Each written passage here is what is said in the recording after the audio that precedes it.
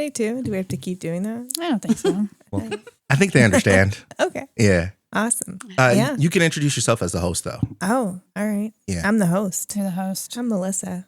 I'm the host. Hostess with the mostest. Of Love Starts Within. We're missing Rachel today, so I just want to give a shout out to her. We miss you. Hope All you're right, having Rachel. fun. I know. Yeah. Aw. Yeah. So today we wanted to talk about compassion. The big word, the big C word, compassion. The compassion we have for ourselves, and not only that, but the compassion that we have for other people who like really drive us crazy and really get on our nerves, and how we stay in compassion. So It got real serious. I know. It The got tree real. of life. Talk to us. The voice coming from the trees. So what gets in the way? Maybe we can start there. What gets in the way of us showing compassion for ourselves? To ourselves? Yeah.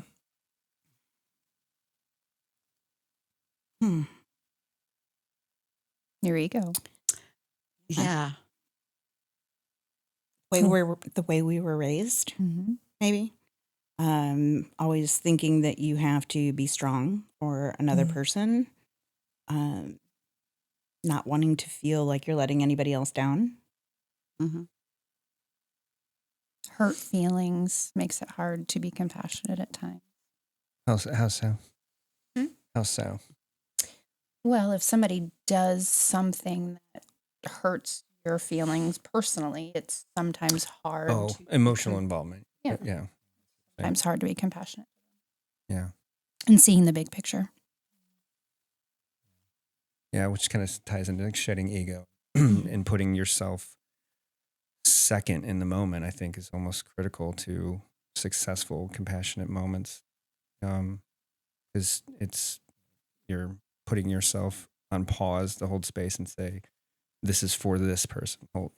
What is happening in your existence, in your world, in your absorption of whatever stimulus that you're struggling with, and how can I be there? Understanding it. Yeah. Mm-hmm. Understanding it. And how and almost age helps with compassion, as we all know, and wisdom and all the good things. But being able to have the skill sets to know what that specific person needs, right? One of the tenets of good parenting, I feel, is always, and I think we get this so wrong, is parenting is not, do as I say, we learn. It's figuring out what exactly that child needs and what their prescription is, right?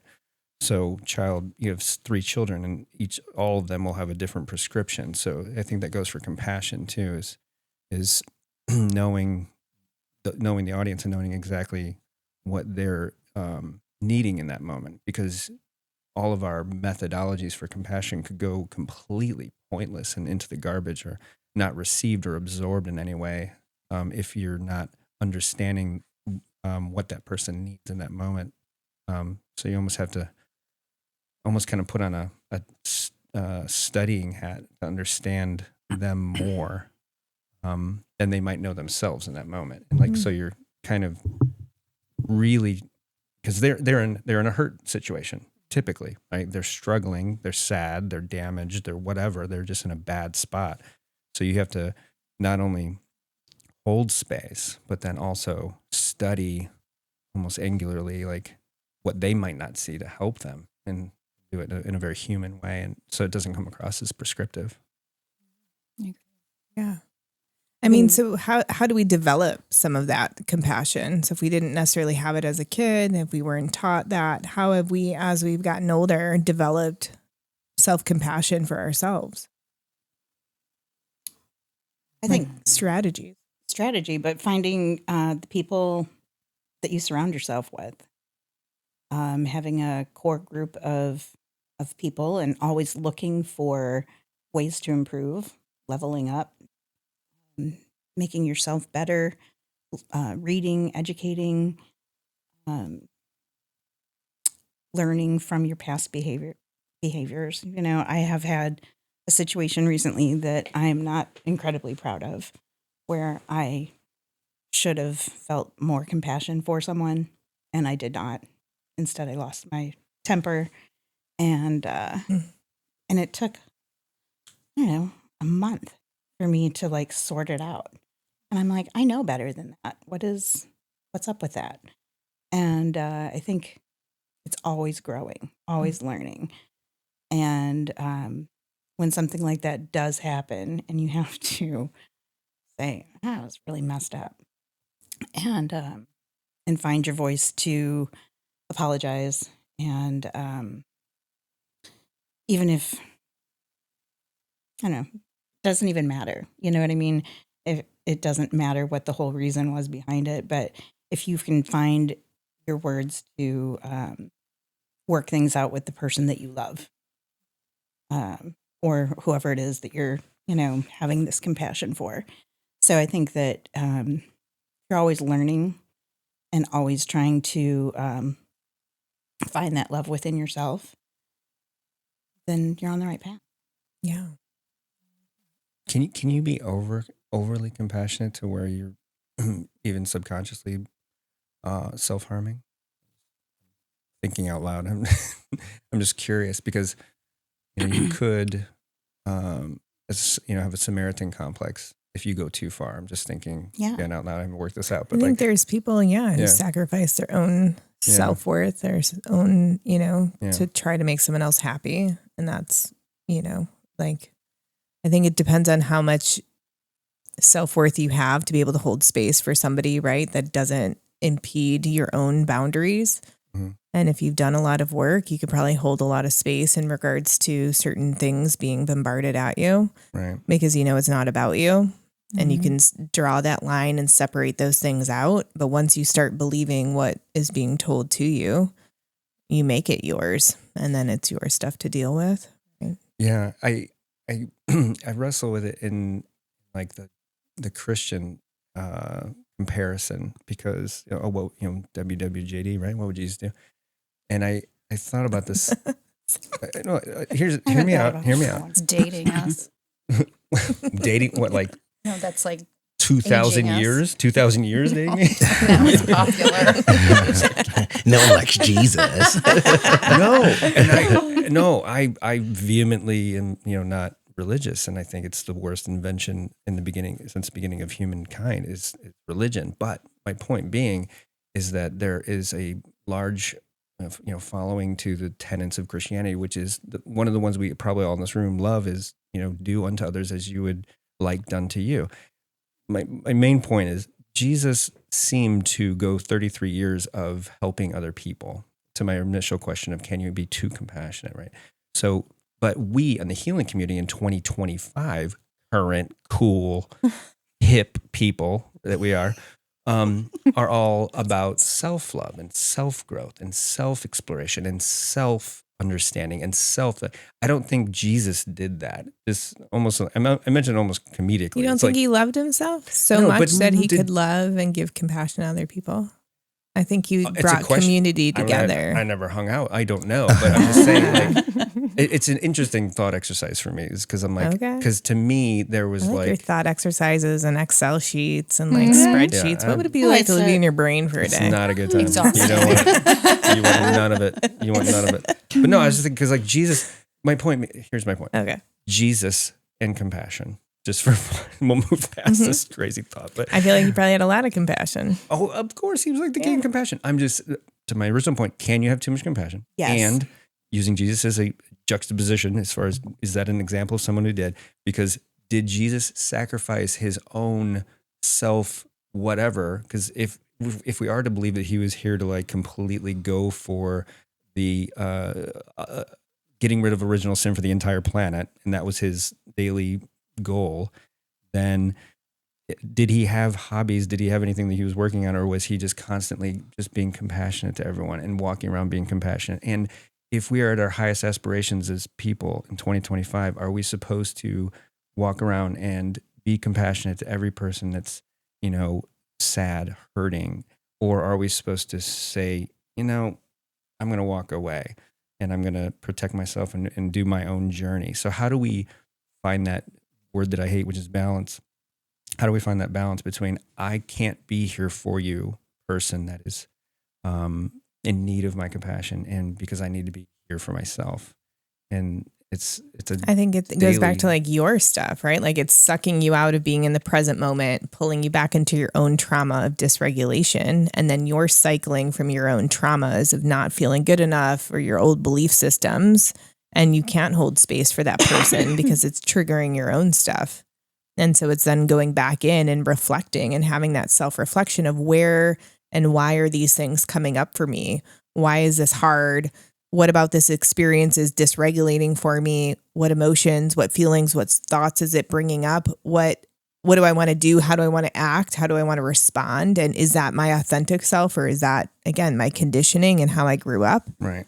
And how do I want to go about this next interaction? How do I want to show up? Do I want to be like cut off? Do I want to be angry? Do I want to do that? Or do I want to, again, offer something different and release myself from the connection and the suffering that I suffer from?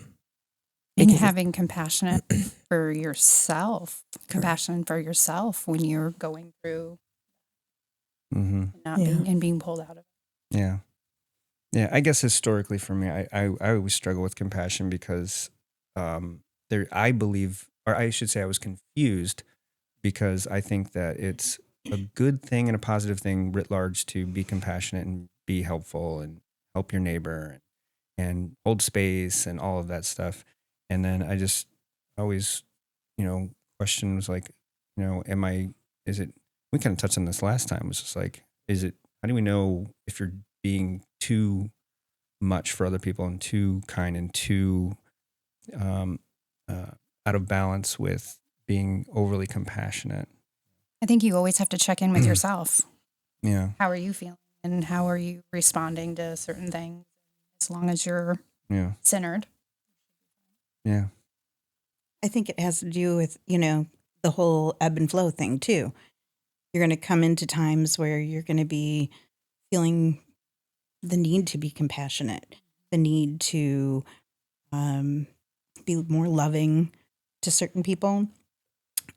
Those opportunities will present themselves when you need them and when the other people need them. And it's up to us to take advantage of them or not. Mm-hmm. And you never know what you might benefit from helping somebody. And if it's not in the cards that time, that's okay too, And I think it's a whole balance thing. But to go back to talking about Jesus,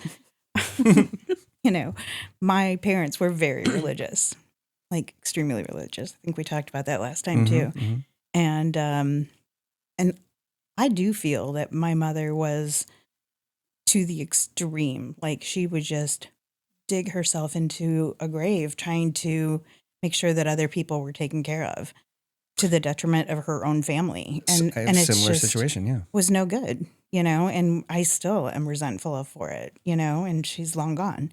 Mm. And it's something I wish I could have talked to her about, openly. But because of religion, there was, that just was not going to happen. Yeah. And that's kind of evolving. My thought was like, Gandhi, Jesus, your mom, my mom. We know these people. Gandhi, Jesus, your mom. Yeah, That's pretty awesome. That's great company right there. Wow. That's your mom. Fantastic woman. But yeah, because if, let's just say you have your stuff together, just very glib statement, but you have your stuff together and then you have a lot to give. So, first of all, who's the arbiter? Who's the judge of, the balance? And if I'm doing 95% of my waking life being compassionate for others, I wake up, I go out into the world and I'm helping others all the time, 24/7, and I go home and I sleep like a baby.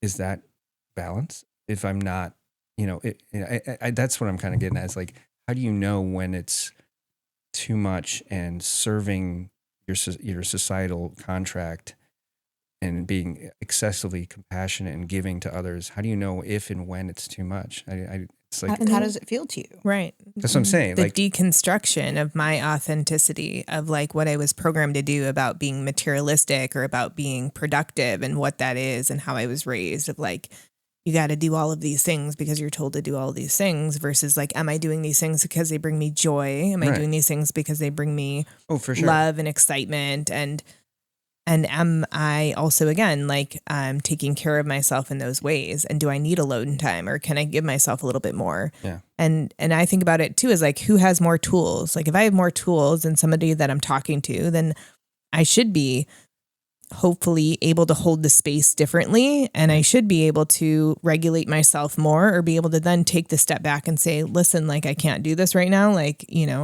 I need to retreat versus like acting or reacting. Right. Because then that's only just perpetuating more trauma, right? You're not creating a vulnerable space for someone to be able to, we need vulnerability for change. And so if we ever want anyone to grow and come into a different place, we need to be able to hold that a little bit. Right. Yeah, I mean, makes Jackie, sense. I wonder how it is with children because you're around little babies all the time. Do you think we teach compassion? Whoa. Yeah. Not nearly enough. I mean, even at birth, there is so many times that I'm like, that's a new baby. Simmer down. Why are y'all so quiet? Or why are y'all so loud? Mm. You know, give this new life a little bit of a break here, kind of thing. I think that compassion comes from our overflow. Like if you have fed yourself, if you are full, if you have done all your stuff that you need to, I mean, even to starting your day, if you have enough, then you're going to attract people that need what you have. And Jesus spent a lot of time alone. That's one of the things that, I mean, we don't get taught that a lot. I mean, if you get into like the Gnostic Gospels and the different places that are more about, it's believed he studied, you know, in India. He, even the last night, he's like, we're going to the garden, leave me alone. I need some time by myself. I got to get ready for this. I have to prepare myself for all the compassion that I'm going to have to give out tomorrow to people that are like spitting on me and hitting me and stuff. So I do think that there's a whole lot of that we have to do for ourselves ahead of time and knowing. And then am I out here to give compassion, or am I codependent and I need everybody to see that I'm a martyr and that I'm giving up everything I have for something that isn't even here yet? So, because I mean, that's a lot of religious stuff that I kind of get upset over, is like that we're putting out our whole life. We're going to be a martyr to everybody. We're going to give it all up so that we can have enough jewels in our crown when we die. Right. I got my tiara now. I don't really need it later. Right. Okay. So if I'm going to put that out there, it's because I truly have felt something, I've gone through something, I've lived through, I've survived something that I can compassionately hand down to you and say, look, this is what helped me, or this is what I read, or this is what, you know, the gift that someone else gave me, and now I want to pass that on to you. Yeah. So it sounds like it all ties for most of us to almost age and wisdom, which invokes the thought, how can we, your point, integrate compassion more early in, 0 to 10, 10 to 18, 18 to 30, because we see the youth just flying around and bouncing off of everything, mindlessly and slamming into and offending and hurting. And they're just, they're wackadoodle, and they don't have that calm that we would have in a calm room in a podcast talking about compassion. Right. Right. So it's like, how do you integrate it in a cool way, without, grabbing a pop star and putting it into a song, which, I just didn't even think about, but song is probably a good way to integrate in a good way compassion into the minds of the youth of the world. But, how do you do that? I think about like all the like nature and animal shows that I watch of like the bear and like the like little cub, like, moving all around, doing all the things. Like, we're animals. We aren't supposed to sit for fucking 8 hours a day and not talk and just sit there. Like, we're hunters, we're gatherers. We are supposed to move. We're nomads, and we are stuck, and we are being that's like for a whole different part. Like, right? But we're being conditioned that we are supposed to sit down, be quiet, and be productive. And that's not necessarily our inherent nature. And that's, why we see a lot of the other things that occur in childhood. I think that in regards to teaching kids compassion, not only compassion for each other in the school setting, but like we see them, the way they act and react to like other children. And so is that the stuff that they're receiving from their house or like not receiving? Right. Well, that's kind of a loaded question, I think, because each situation is probably different. But even in schools, we send our kids to school so they can be divided out and put into their group, and they're put in their own little, this is your herd, this is your herd. You're all exactly like you. They're all in, I can even remember back to in grade school when you were always divided into 3 groups within your class. And everybody knew, well, those are the smart kids, those are the okay kids, and those are the kids that are left in the corner. That was within one room. And then they decided, well, we don't want them to see all that. So now we're going to separate them even more. Right. And then when my kids were in school, I was gifted to be sent to Ball State for a couple of weeks to learn how to teach inclusion to teachers and teach kids how to all be back in the same room together.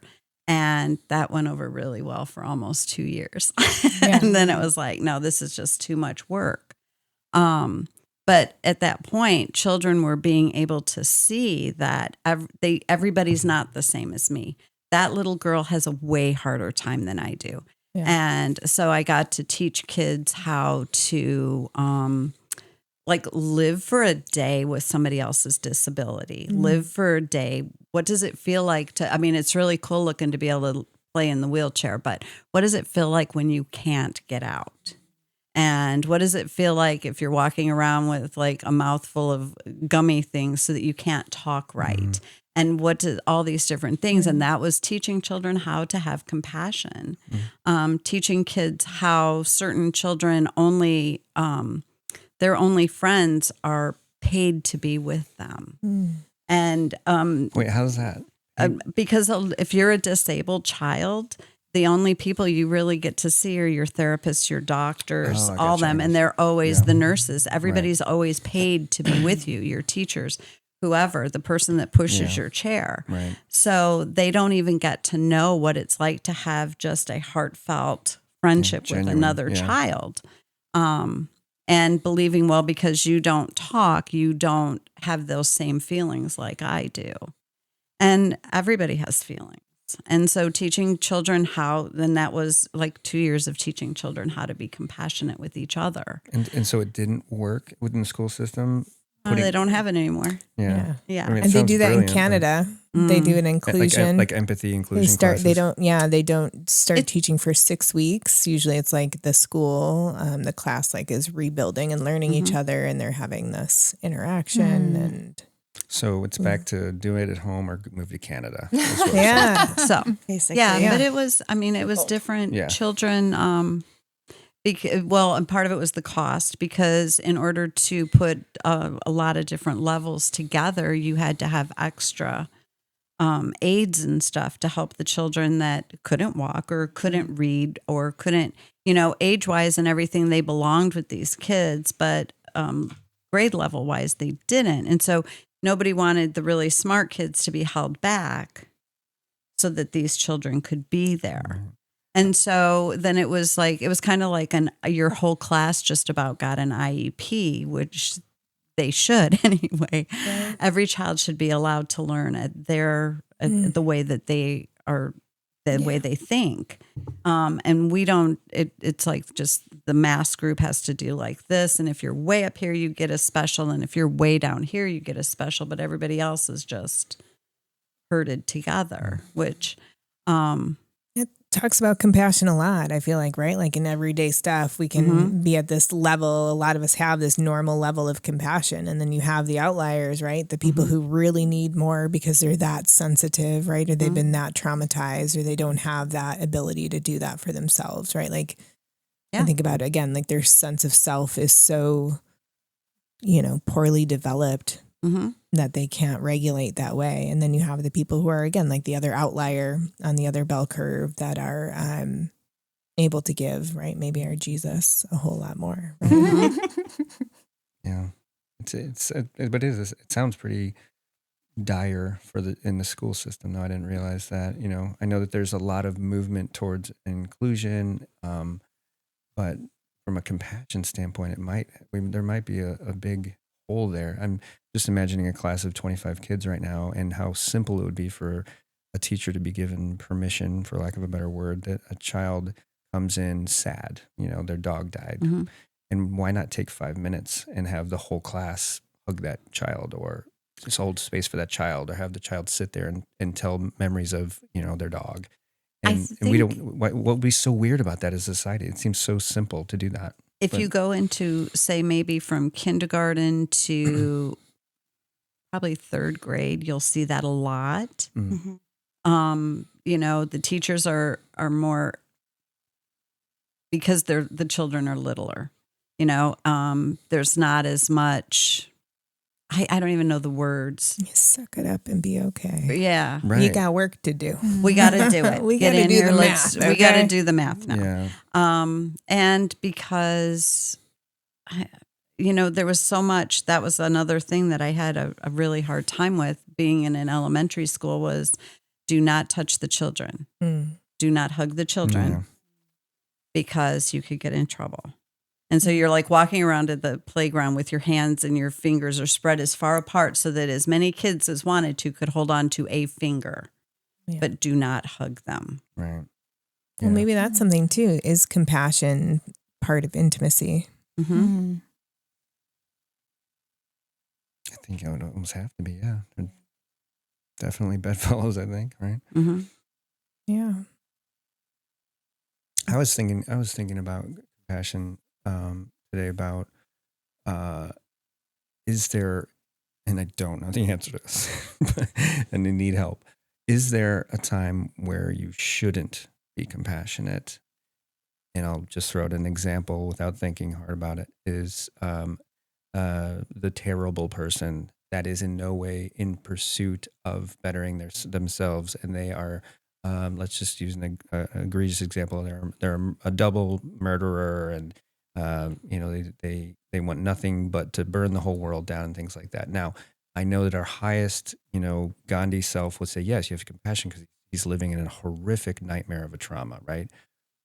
But as humans ourselves, with lives, family, children, all that stuff, how do we, as quasi-balanced people, society, healers, police, therapists, all the people that are trying to make the world a wonderful, great place, how can they take hours and weeks and months and be compassionate for someone that genuinely just wants to watch it all burn or something like that? Because then we're saying someone doesn't deserve it as much as someone else, right? Like Right. Everybody deserves compassion, and the acts that they do, you don't have to agree or like the acts, right? But Right. the acts don't define them of Right. truly who they are. And if we take or hold back compassion, do we ever give people the vulnerability, right? The chance of change, or the chance of something different, or the chance to be able to hold space?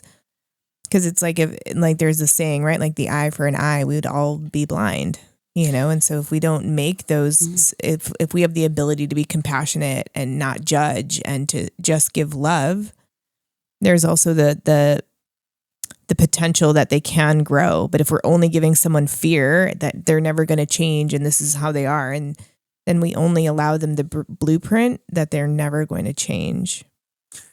I guess I'm going to distill it down to like a math thing for me, because It's Excel it's spreadsheet. Excel spreadsheet in the house. So I'm going to break it down. So if I wake up and there's this man that I'm going to see every single day, and I'm trying to get something better in his life, and then he says, you know what, I'm not there. And we all know in the healing community that they have to want it, right? Mm-hmm. So they have to make the change. We can't give people the script, right? Mm-hmm. So we all know that. So if I go there and I show the horse to water, and I show the horse to water, and you do it for how long? That's where the math enters to me. If it's 1 year, 2 years, 20 years, like at what point do we say, you don't get my compassion anymore, right? And You Never. want to know something interesting? You mentioned religion earlier, and one of the things that I learned through religion in 1 Corinthians 13, it says that love doesn't keep count of injury. Mm. So for the math, it just doesn't keep count. see, I see that is beautiful, but not. It's not. It a doesn't bad sound utility. practical. It doesn't sound practical at Yes, all. And but- and I'm like, I got kids, I got a job, I gotta Yeah. go pick the things up, I got a lawnmower that broke. We all have that thing, right? Yeah. So it's all about bandwidth and balance, right? So that's where I'm like, we all say, oh, 3 strikes, you're out, and Mhm. kind of stuff like that. Like, for all of us, like, what do you guys do to say, I gave you 1 chance, I gave you 7 chances? How do you guys all mitigate that? I There's think you no can, string. I think you can still have compassion for somebody, but still set boundaries for yourself. Yeah. Right. too. Mhm. Absolutely. I think Right. you have to But set the who boundaries. who heals that murder on death row that needs 300 visits before he gets the light? Who's that person? I guess it's. Hopefully everybody who's sending them just compassion, Mhm. right? Mhm. Like Yeah. compassion and love that again that they grew up with lack of a lot of things, And maybe and it's not. not nurture, right? They weren't nurtured in different ways. Maybe it's not. The person that does it 300 times. Maybe it's 50 from this person, 75 from Right. this person, and Right. things like that. And Right. it's just coming from different areas. But it's just I guess we all just do whatever we have the bandwidth to do. Like Right. I think we talked about it a couple weeks ago. As men, like we give and give and give and give. It's like at what point do you just stop giving, or you just got to look internally and figure out what am I able to do?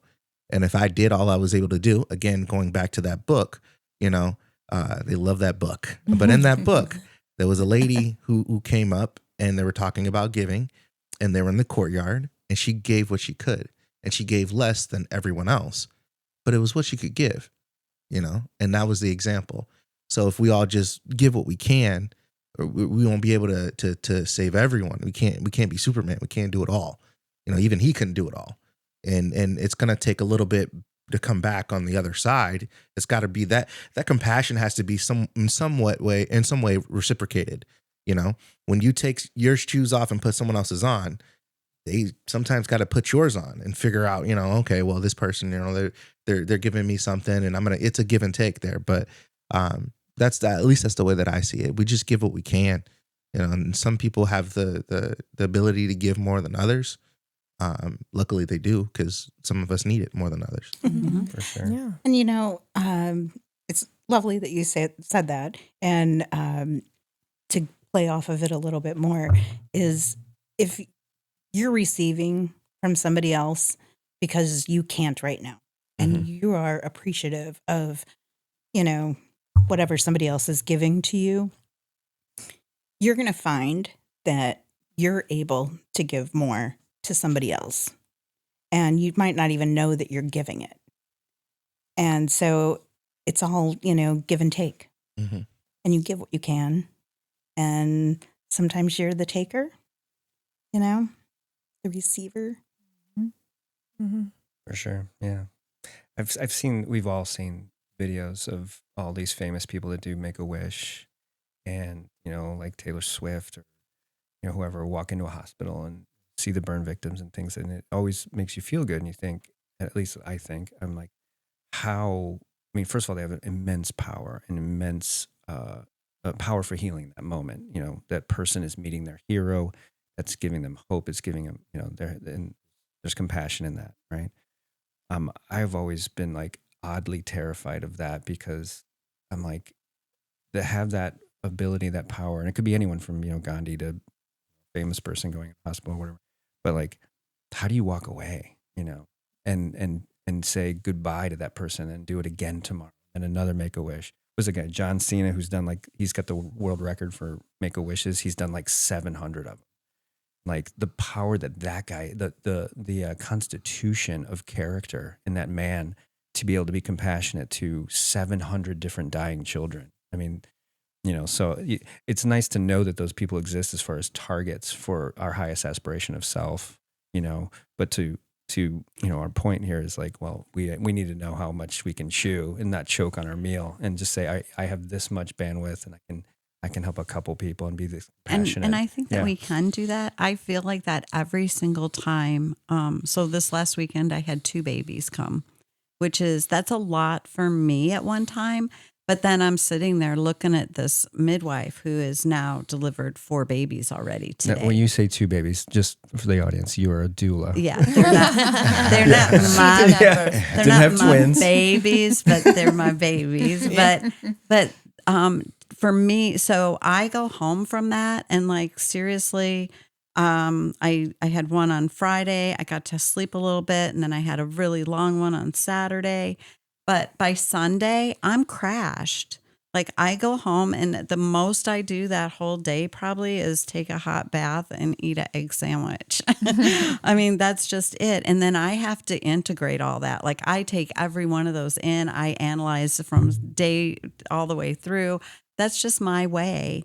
But I feel that baby for like a while. I mean, I still am feeling baby. So do you feel that you And have so- a good understanding of your bandwidth? Yes, Yeah. because I know that more than that is too much for me. And I look at these beautiful women, these nurses that are like, bam, bam, bam, every day.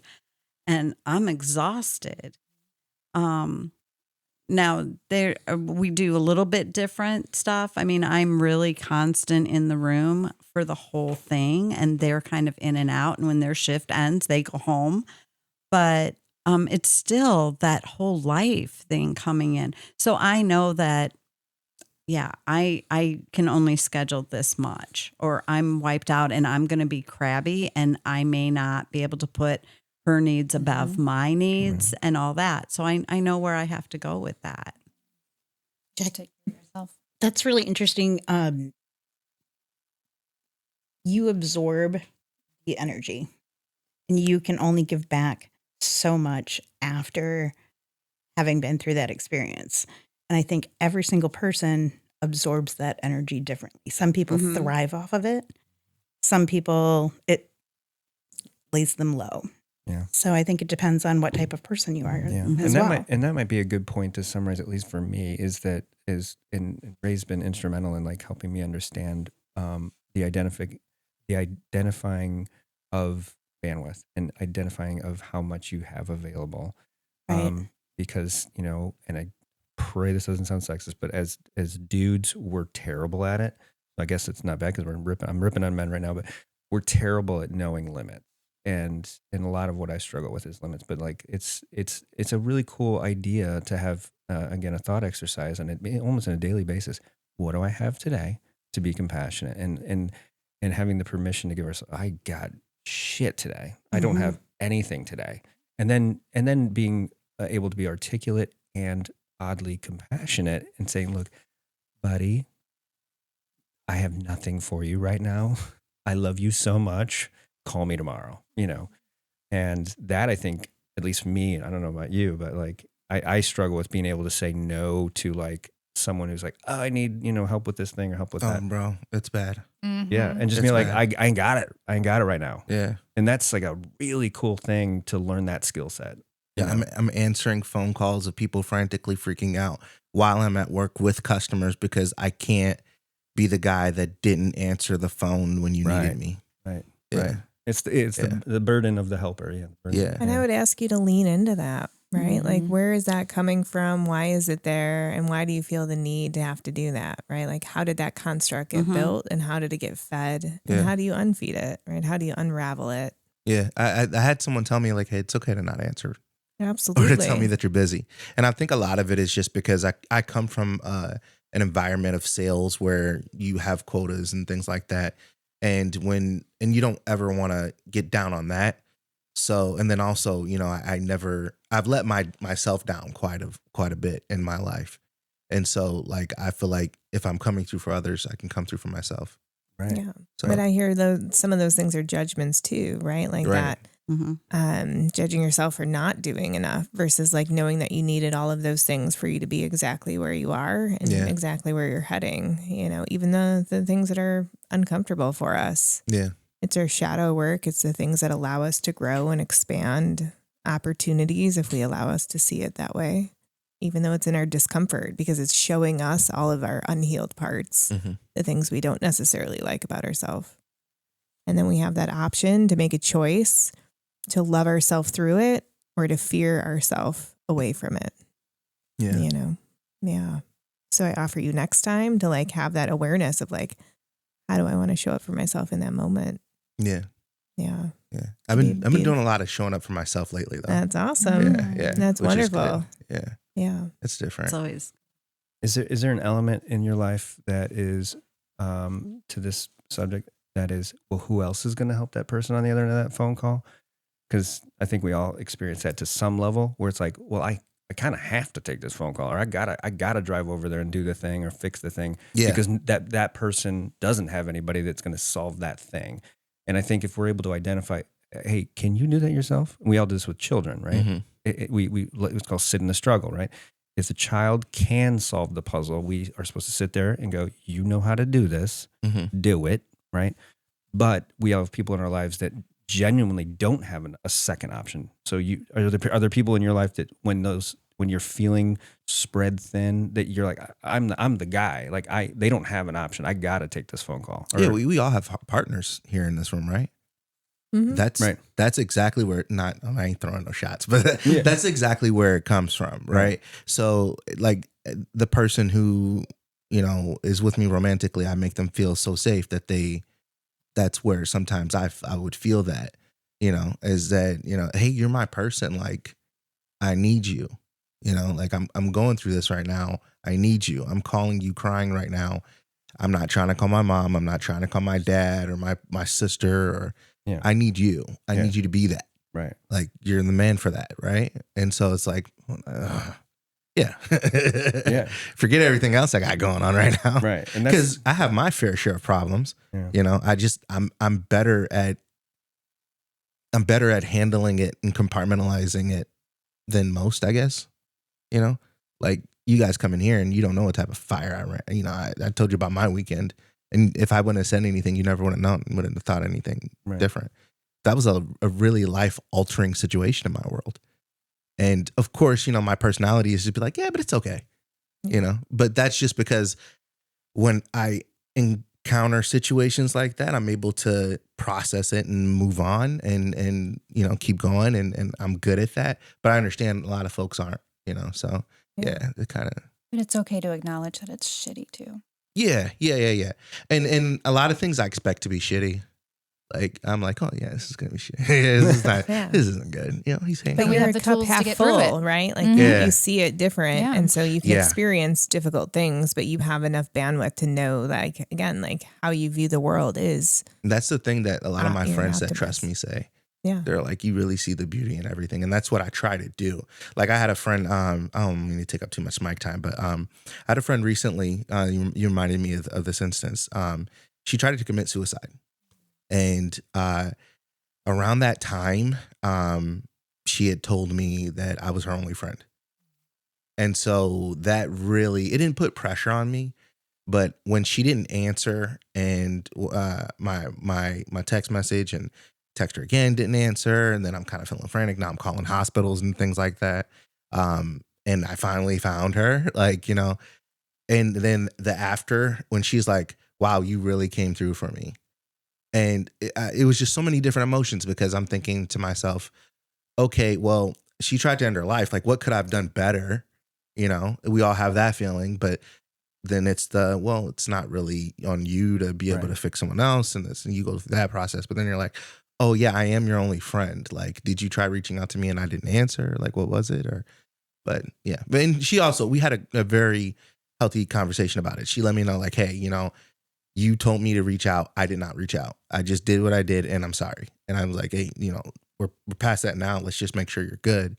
But it kind of plays along. That's why I always pick up the phone, because I'm like, whoa, what if I don't? Yeah. So like net, it sounds like in your world and how you're managing it, net, it sounds like if you pick up, too many calls on a day, it's the lesser of the evils. You're cool with it. You're gonna go. You're gonna go to bed tired. You're gonna go to bed a little bit depleted, but you're gonna go to bed knowing, you know what? how I got skills that Mhm. people are attracted to. I got compassion that people are attracted to. And you know what? If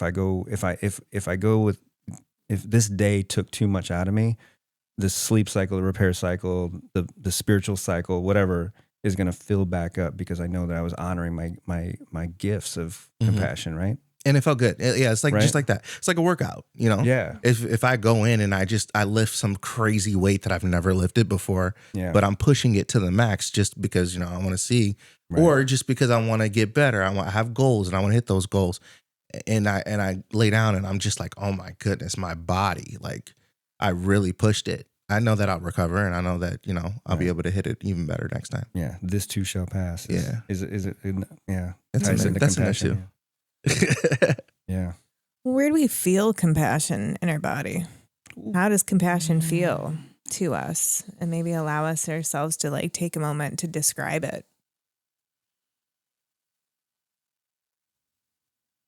Silence. I know. I was gonna say, I'm waiting for Ray because I did hear Ray's that all about the question feels. this week online. Somebody asked that question, and my answer for me personally was that it feels uncomfortable, and it feels I feel out of sorts and disrupted, and it I don't know. It's supposed to feel good, and it doesn't, because I should be able to handle it. Why does it supposed to something? Why do you? Yeah, that sounds like I'm gonna. Because I'm gonna use somebody's giving Melissa's you training. Like, why do you think that? somebody's giving you compassion, giving you grace, and I'm sorry, no, but if you're giving compassion, you're saying it makes you feel uncomfortable. She's receiving. I'm receiving. Oh, I'm sorry. No, Okay. that's okay. I'm the receiver. Oh, okay. Okay. And it makes me uncomfortable. And I'm learning to work through that, because there's a lot of gifts that people have to offer. And I am learning so much from just this small group. And it's really nice to be able to listen and learn and grow. Whereas before I would be like, no, thank you. I got this. I'm good. So Yeah. It feels like a internal hug to me. It used to be very uncomfortable for me. You've actually Receiving or giving? received. Okay. We're talking about receiving. Receiving compassion. I don't know. I've never had it happen. Oh, We should talk thanks. about that. That's for next week. And I was getting ready to just. When are we doing couples podcast? No. And I actually am able to receive compassion now because of Robert, and because he gives it so well. And I've never in my life experienced compassion like I have until I met him. So it's nice. love that. It's beautiful. Look at you, my guy. I know. How do you What's feel all right? receiving that? Uncomfortable as hell. Uncomfortable. No. No, I mean, I want to make it about us, but no, it's crazy how lucky I feel that, we're together, because it's like, how could anyone not just be compassionate about your present, past, and future? But, no, I'm terrible with compassion receiving. God awful. I mean, everything from, imposter syndrome and self-worth and blah, blah, blah, all that, It's like, I'm good. I mean, all of us probably have some level of immature parents that didn't teach us all of the things that we're talking about on this podcast that we figured out ourselves through education and books and life. And but no, I still struggle with it for sure. Yeah, I always go, everything in my life, because it's so fast paced and full of a lot. And God, I hope it slows down every year until it's over. But it's a positive wish. Where I'm enjoying the slowing down. But I go back to the utility, and this is so cruel to say, and you should rip me up, but like, there's not a lot of utility for feeling good about feeling compassionate, because it's like, no, I got other stuff to do. So, Oh, we know that's you. I know it's bad. Yeah. It's messed up. Don't get me You wrong. won't sit in it. No, because it's like, I get, it's the burden of skills, and it sounds so terrible to But say it out. makes no sense to me, because he's so so good at giving it. Mhm. Like, That's my point. You made my point for me. Let's just say, for fun, I'm good at what you just said, helping people or being compassionate. So I don't want it. Like I'd rather do it but you don't want it because you don't think you deserve it. Which, for sure. I mean, okay, hold on. The conscious mind of me will say, yes, I will sign right here. I do deserve it. I know that. I've seen the tape. I know this Excel spreadsheet. And yes, I do deserve it. I get that. But the subconscious of me is like, not so much. Yeah. I'm a constant. Oh, I know. When are we doing the plant medicine podcast? Yeah. No, the subconscious. Oh, I hate my subconscious. My subconscious is a dick, but I love my conscious brain. So Jackie, how about you? He needs his own podcast. Oh, We're for just sure. really diving in. right now. Yeah. I think compassion has been something that I have had to learn how to accept. I think I grew up with a lot of, again, as did everybody back in those days. Everybody was religious, and if you weren't religious, you were on the other side of the tracks. And there was just so much going on in our house, in our life, that it was all lies. Like we were taught how to lie. We went to church and we learned how to lie better. And then you would watch, my family was very loving and giving, but they were like giving to kids in third world countries, and like you get your card that we've donated so much, or we've donated so many chickens or goats in your name for this or that.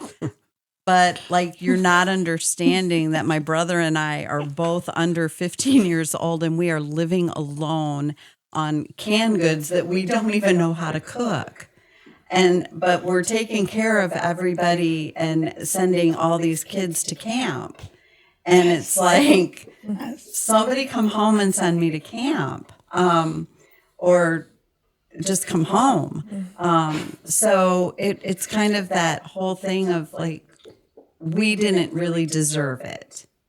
And then getting over that, which has taken me a long time, a couple generations, but learning it and accepting it, and then having the kind of friends that you can trust to give it. And that was a really big thing too. Trusting people with, like these really intimate parts of your life that before you got in trouble for sharing, and now all of a sudden it's okay. So Yeah. trying to deal with all those things, but So it feels good. it does feel good now. Yeah. And then again, learning how to be compassionate out of just like the love that I live in, instead of what I need. Like, here, I'm going to be really compassionate and give you all this stuff, and now you're going to fix your life, and it's going to be so wonderful. But then my codependent self is going, but wait a minute, what about me?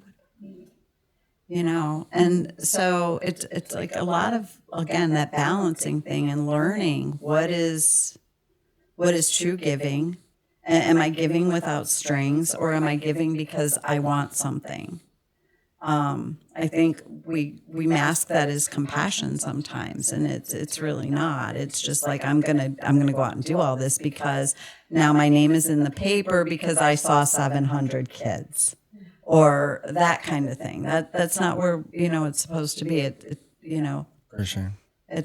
Why do we have to tell? And I guess, and then there's the other side of that, because, well, if I tell, then all these other people will jump on and they'll help too. Right. So yeah, a lot of balance. Yeah. It sounds like your actions are much more, or obviously very benign, but that silly little voice that we all have was like, oh, was I looking for a validation? Mm-hmm. Was I looking for an accolade? Right. Mm-hmm. And it's just like, and I always tell it, shut up. Like, Yeah, I know. I just wanted to bring a pie to, Grandma Milton. Like, why do you? Why do we have to analyze how many chips are in the cookie? I mean, really, right. you right. know? Yeah. But I think that's just, at least I deal with that because my brain's just kind of, I always just, I argue with that. And this is why I say this to the whole subconscious. I argue with it in a funny way. I'm like, really? I always say this all day. Really, Brian? Like, you're gonna self that? No, I really wanted to do a nice thing for a thing, a person. It was genuine. It really was. And the brain's like, well, okay, I think it was genuine, but you seemed happy when they hugged you back. Right. It's like, I can't be happy when they hug me back now. And they're like, well, you seemed too happy when they hugged you back. It's like, you should just be so selfless that you never enjoy the hug. I'm like, oh my God. Yeah, welcome to my subconscious. But. Yeah. Wow. And if you did In spreadsheets. and if you were too strong to stand up against all of that, wait till 3:00 in the morning when I wake you up and we have this conversation all over again. Wait, why That's are we my brain. That's his brain. Yeah. Oh, first. Oh, right. See how well I know how to do this? So this is what, so my last therapist, we had this, and you know this story, so sorry, but we had this moment where I'm like, does everyone? I said, well, okay, here's the deal. Everyone goes to bed and self-analyzes their day, and they're like, they're auditing every decision they made, and they're like, I should have done that better. I should have been more compassionate with that person. I should have been more patient with that situation. And everyone's just is ruminating. And so I'm doing that last night. He goes, wait. He goes, what do you mean everyone? I go, well, yeah, you know how everyone does it before you go to bed. He goes, no, not everyone does it before you go to bed. Nah, bro. And I go, wait. And the whole room like went, and I'm like, wait, that's me? He goes, yeah, you're like 3% of the population that does it. I'm like, oh shit. I'm like, oh. He's like, yeah, that's why you're going to have a stroke. And that's why you're burning all your calories and you're skinny, because it's all up in your head. You're just like, but yeah. But it's good to know that you do that at 3 a.m. too. Look at the 3%. Huh? Right? Yeah. Right. Happy in numbers, right?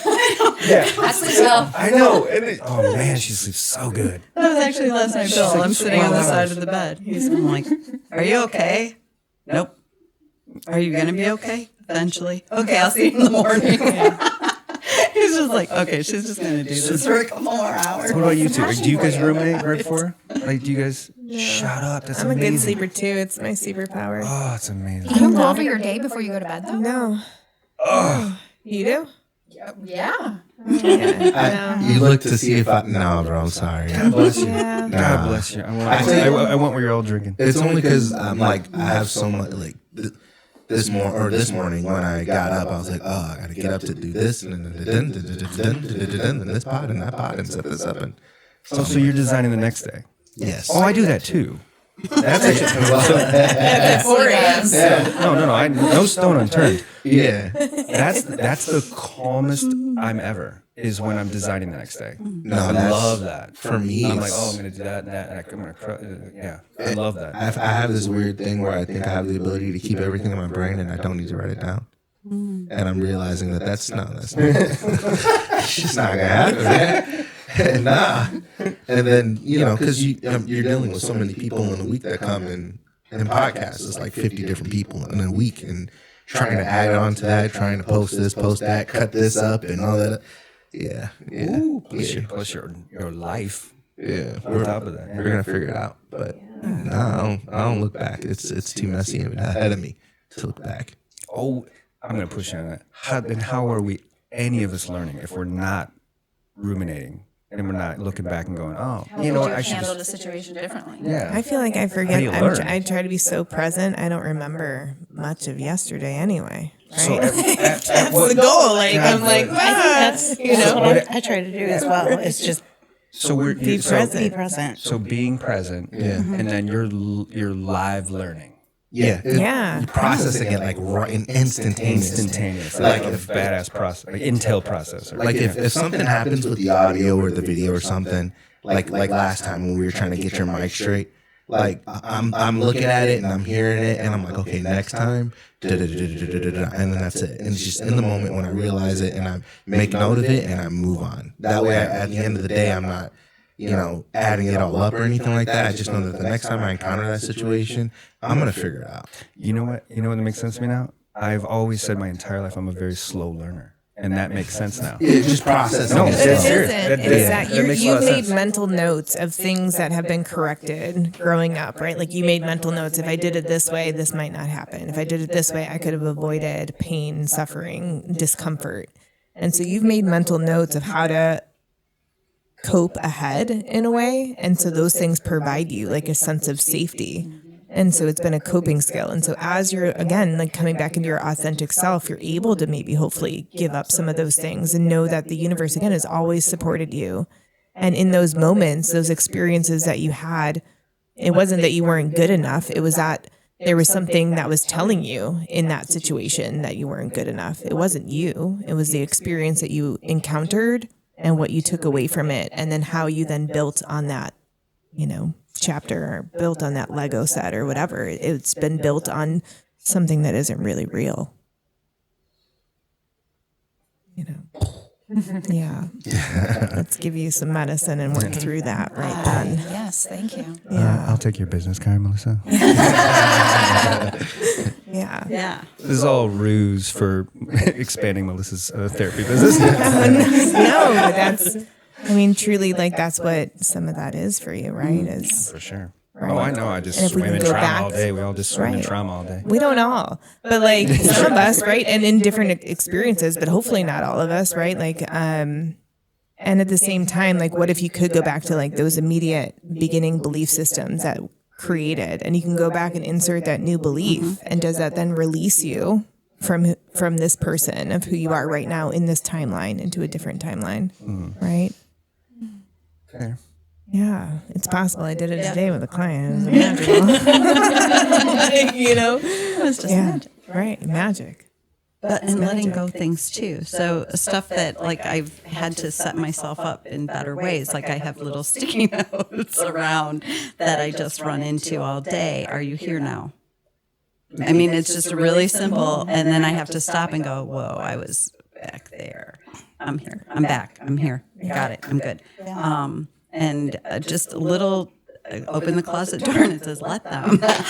Open this and it says, just little things throughout my day. And then This is let them? let them. Oh, that's big. Elaborate on that. That's big. That's big right now. Yeah. That is very big right now, but it is also let them, because there are so many people in my life that I had developed really strong codependent relationships with that were like just eating me alive on a daily basis. It was that whole thing that I have to answer the phone. My phone has to be with me at all times, because if it's not, and this young man loses it, who's he going to get?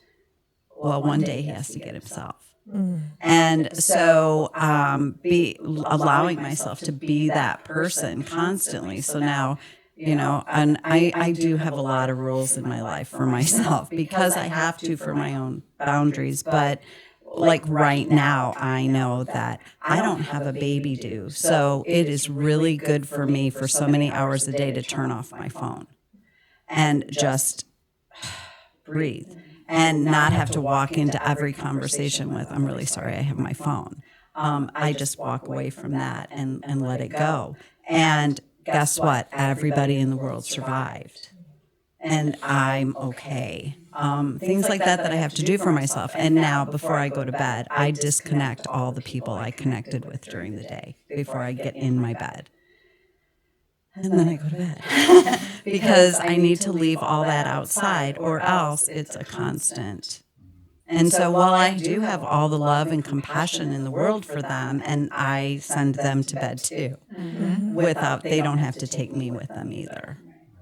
And so it's just little things that I've been learning to, just give myself peace. And then, I don't engage with anybody else until I engage with my higher power in the morning. And I don't, just little set me up for the best things. And it's miraculous. It's just like, it's like deep breath time. I can actually exhale my breaths. I don't have to just keep taking it in and taking it in. I can just let it out now. I have those notes as well about me being present. And one of my notes says to be my own best friend. And and I think about that a lot, because when I put myself in an uncomfortable situation, I'm like, would you do that to your best friend? No, you would not. So let's reverse that and treat yourself better. Yeah. Treat yourself better. That's a good one. And Yeah. And the better I do, the better I treat people. I need that in my life. And you said that, you think about the day. I empty my brain and I'm like, It sounds like done. you're all skilled at emptying the brain or just saying have it's to. now over.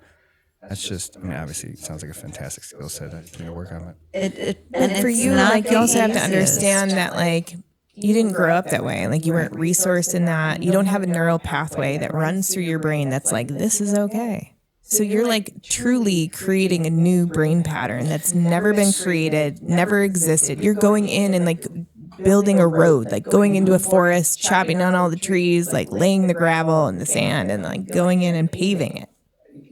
I want to clarify though. So I love my rumination. I love it. Like it's not unhealthy. That's the trick, is that I put it on the creative sense. Like it's a creative mind. So I'm constantly fascinated. So like everything that's happening tonight, I'm going to be thinking that was neat. That was interesting. That was fascinating. I learned that. So it's imprinting almost. So I'm wanting to make sure that, again, if slow learning is a thing, I believe I have it, but I'm not a clinician, and it's an imprinting of what I learned all day, and so I just I enjoy it. It's okay. How did it go today? I mean, how many meetings do you end where you go, okay, let's summarize what happened here today and type meeting minutes? That's kind of what I'm talking about. It's like, I don't But think do it you is. think by you carrying all that around with you is what's causing all of your issues? All of my issues? Oh, God. Jesus. All of your issues. Let's unpack. No. Keeping him up at night. No. So to just touch on that, because I don't want to make this about me, but like, no, I had sleep issues because of a whole bunch of things that were not healthily processed, for sure. And now, we were just talking about this today, like now, I just wondered. I made a joke today that like the sleep is getting better and better and better because my brain, I think I said some joke. I'm like, okay, I think I have, because it's like a nightmare after a nightmare, and there's all these traumas being processed in my sleep cycle. And there was like one, I was like, okay, now the guy that cut in front of me in line and stepped on my toe in 4th grade was my nightmare list. I'm like, okay, I think we've covered all of everything ever that's ever happened. Because again, through therapy, I asked my therapist, I'm like, do I have to process all of the trauma that happened? He goes, yes. I go, come on. That's going to take forever. Like every single broken skin, knee, blah, blah, blah. And he's like, well, you got all the real, heavy ones. I go, yeah. So we were just talking, I think I'm done, right? I think I'm done with all Yeah, but I think it's too, and a simple thing to do is instead of coming with judgment, come with like curiosity, right? Yeah, Like, why is it here? What is it showing up for? How is this serving me? Every day, Right. every morning, 1 o'clock, 3 o'clock, 4 o'clock, whatever time I wake up, anytime, I'm always like, what are you trying to tell me? And I'm so here for it. I'm like, I'm listening, bud. I'm listening to my younger self, today's self. I'm insanely inquisitive to what lesson is being taught to me, for sure. And then nurture, right? Yeah. The nurture I suck at. I know. Well, sounds like you're good for other Yeah. people. Very good for other people. Right. Exactly. Overly good for other people. Right, and so look, we're all kind of big old messy shaved apes. So I'm just like, let me take. I genuinely believe we're all just silly, piles of goo, right? So we're not refined, right? So I love myself, and I love the cool stuff that I'm good at, and I laugh at the stuff I suck at. I mean, we all should have that humility, right? Compassion for self, right? I like that. Maybe that's another one. Humility. Yeah. Yeah.